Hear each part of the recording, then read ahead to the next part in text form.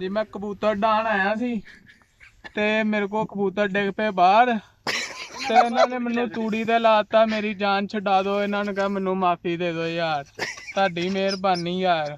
ਇਹਨਾਂ ਨੂੰ ਕੋਈ ਉਸਤਾਦ ਇਹਨਾਂ ਦਾ ਕਹਿ ਦੇ। ਨਹੀਂ ਤੇ ਤੂੰ ਕਹਿਣਾ ਹੈ ਜੀ ਮੈਂ ਪੰਜਾਬ ਚੈਂਪੀਅਨ ਉਸਤਾਦ ਹਾਂ। ਯਾਰ ਮੇਰੇ ਕੋ ਗਲਤੀ ਹੋ ਗਈ ਯਾਰ। ਤੂੰ ਬੱਦਲ ਦੇ ਭੁਲੇਖੇ ਆਇਆ। ਮੈਂ ਅੱਸੂ ਡਾਨਾ ਸੀ 12-1 ਵਜੇ ਬਹਿ ਜਾਂਦੇ। ਹੁਣ ਮੈਨੂੰ ਕੀ ਪਤਾ ਗਰਮੀਆਂ ਜਿੱਦਾਂ ਹੁੰਦਾ ਹੈ ਆਏ ਵੀ ਨਹੀਂ ਬੈਠਦੇ।